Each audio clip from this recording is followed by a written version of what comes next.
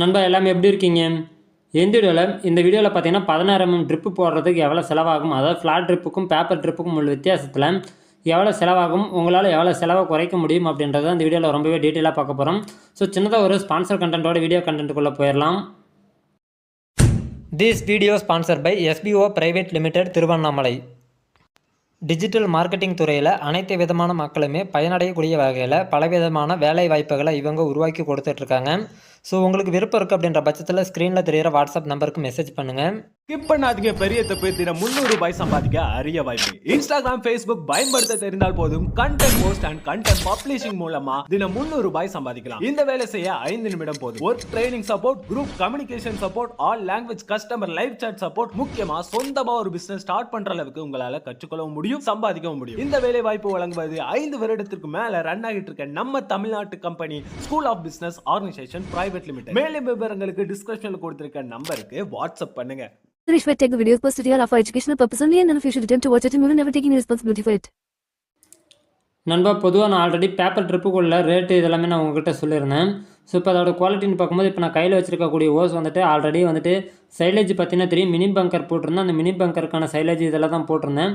So அதை தாண்டி பார்த்தீங்கன்னா தீவன வயலுக்குமே இதை போட்டிருந்தேன். இப்போ என் கையில் வச்சிருக்கக்கூடிய ஓஸோட லைஃப்னு பார்க்கும்போது இது 2 வருஷம் ரன்னிங்கில் இருக்கக்கூடிய ஒரு ஓஸு. ஸோ இதோட தன்மை என்னன்றதை பார்த்துக்கோங்க. இப்போ இதோட குவாலிட்டி இன்னும் நல்லாவே இருக்குது. ஸோ நம்ம இதை பயன்படுத்தக்கூடிய விதத்தில் பயன்படுத்தும் போது இதோட தரத்தை நம்ம முடிஞ்சளவுக்கு குறையாமல் பார்த்துக்க முடியும். அதே நேரத்தில் நம்ம ஹெவி பைப்பு பேப்பர் ட்ரிப்புக்கு ஈக்குவலாக பார்த்தீங்கன்னா இதை மெயின்டைனும் பண்ண முடியும். ஸோ அதே நேரத்தில் ஒரு சில டிஸ்அட்வான்டேஜஸ் இருக்குது, அதெல்லாமே ஃபியூச்சரில் வரக்கூடிய வீடியோஸில் பார்ப்போம். இந்த வீடியோவில் பார்த்தீங்கன்னா ஃப்ளாட் ட்ரிப்புக்கு இருக்கக்கூடியது, அதே நேரத்தில் அந்த பேப்பர் ஃப்ளாட் ட்ரிப்புக்கு இருக்கக்கூடிய சைஸ்லேயும் நமக்கு ரேட் வைஸில் எவ்வளோ வித்தியாசம் வருது அப்படின்றது தான் உங்களுக்கு கம்பேரிசனாக பார்க்க போகிறோம். இப்போ தெரியக்கூடிய இந்த வயல் 42 மீட்டர் நீளம், 40 மீட்டர் அகலத்தை கொண்டது. ஸோ இதுக்கு ஆல்ரெடி போட்டிருக்கும்போது எனக்கு எவ்வளோ செலவாச்சு அப்படின்றது தான் உங்களுக்கு இப்போ நான் கம்பேரிசனாக கொடுக்க போகிறேன். இது ஆல்ரெடி பட்டர்ஃப்ளை ஸ்ப்ரிங்க்லர் அந்த வயலில் தான் நீங்கள் பார்த்தீங்க. இப்போ இதே வயலுக்கான கம்பேரிசனை பார்ப்போம். ஆல்ரெடி நான் போட்டு பயன்படுத்தி கிட்டத்தட்ட 2 வருஷமாக நான் யூஸ் பண்ணிகிட்டு இருந்தேன்.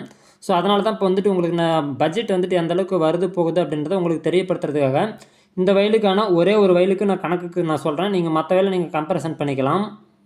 நண்பா இப்போ இங்கே தெரியக்கூடிய அமைப்பு வயலோட நீளம் அகலன்றதை கணக்கு வச்சுக்கோங்க. இந்த நீளம் 42 மீட்டர் அப்படின்றது ஃப்ளாட் ட்ரிப்பு 16 mm பைப்பு சொரியக்கூடிய மெயின் பைப்புன்னு வச்சுக்கோங்க. இந்த மெயின் பைப்பில் தான் ஓட்டை போட்டு இந்த ட்ரிப் பைப்பு நம்ம அவுட்புட் எடுக்க போகிறோம். ஸோ இந்த வயலோட நீளம் பார்க்கும்போது 42 மீட்டர், அடிக்கு பார்க்கும்போது 137 அடி வருது. சாரின்னு பார்க்கும்போது நான் 2 அடிக்கு ஒரு சாரி போட்டிருக்கேன். அதாவது இது தீவன காட்டுக்காகவும் பயன்படுத்துகிற மாதிரி, அதே நேரத்தில் முத்துசோளத்துக்கும் பயன்படுத்துகிற மாதிரி அப்படின்ற பட்சத்தில் நான் 2 அடிக்கு ஒரு சாரி போட்டிருக்கேன். ஸோ இந்த 2 அடி சாரின்னு பார்க்கும்போது நமக்கு 68 வருது. நம்ம 69 கன்சியூம் பண்ணிக்குவோம். இந்த ட்ரிப் பைப்பு போகக்கூடிய நீளம், அதாவது தண்ணி இந்த மெயின் பைப்லேருந்து போகக்கூடிய தண்ணியோட நீளம் பார்த்தீங்கன்னா ஒவ்வொரு பைப்புமே 40 மீட்டர் கணக்காகுது.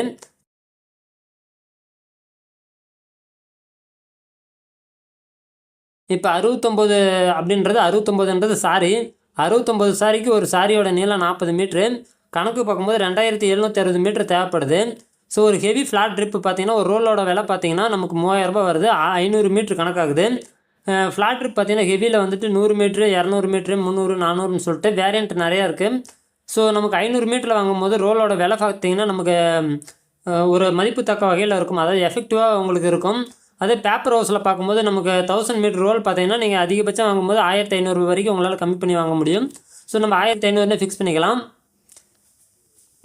இப்போ ஹெவி ரோலை நம்ம கணக்கு பார்க்கும்போது 500 மீட்டர் ரோலை 2760, அதாவது நமக்கு தேவைப்படக்கூடிய ஒட்டுமொத்த ரோலு, அதாவது இது வயலோட ஒட்டுமொத்த ரோலோட மீட்ரு நம்ம 500 கூட வகுக்கும்போது நமக்கு இந்த 500 மீட்டர் ரோல் பார்த்திங்கன்னா நமக்கு 5 ரோல் தேவைப்படுது.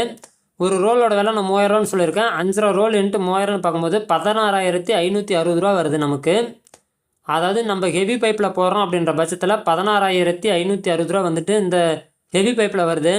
ஸோ அடுத்து பேப்பர் ஃப்ளாட் ட்ரிப்பில் பார்க்கும்போது கணக்குக்கு ஒரு ரோலோட லென்த்துன்னு பார்க்கும்போது 1000 மீட்ரு, நமக்கு ரோலோட விலை பார்க்கும்போது 1500 வருது.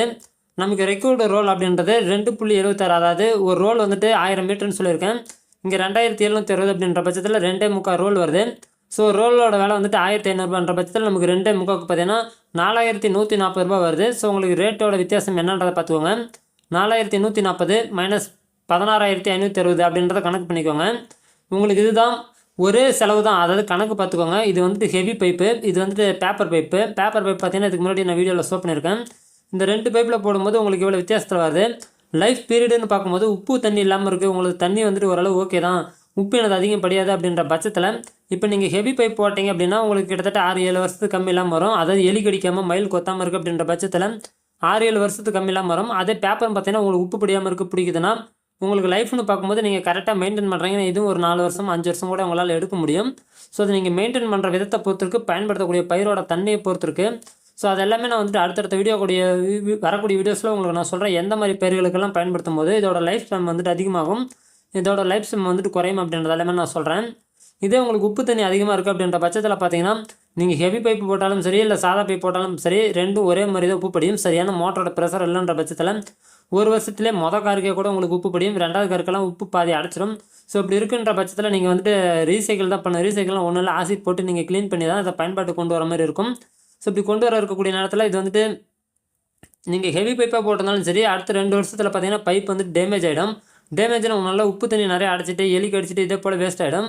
ஸோ அந்த வகையில் பார்த்தீங்கன்னா 2 வருஷம் 3 வருஷம் இந்த ஹெவி பைப்பும் வரும். உப்பு அதிகமாக இருக்குன்ற பட்சத்தில் எலி தொந்தரவு அதிகமாக இருக்குன்ற பட்சத்தில். அதே இந்த பேப்பர் ட்ரிப்லையும் பார்த்தீங்கன்னா இதுவும் உங்களுக்கு அப்படி இப்படி இழுத்து வச்சிங்கனாலும் உங்களுக்கு இதுவும் 2 வருஷத்துக்கு வந்துடும். ஸோ கணக்கு பார்க்கும்போது பார்த்தீங்கன்னா இது 4140 முடிஞ்சு 16,560 வருது. ஸோ நம்ம வந்துட்டு இதோட இது கணக்குக்கு இதுவும் 2 வருஷம் இதுவும் 2 வருஷம்னா இதை நீங்கள் 1 வருஷம்னு கணக்கு வச்சுட்டா கூட திரும்ப இன்னொரு வருஷம் போட்டிங்கன்னா கூட நீங்கள் கணக்கு போட்டு பாருங்கள் 4 நாள் 8,000 தான் வருது. இதோட ரேட்டுக்கு பாதி தான் வருது.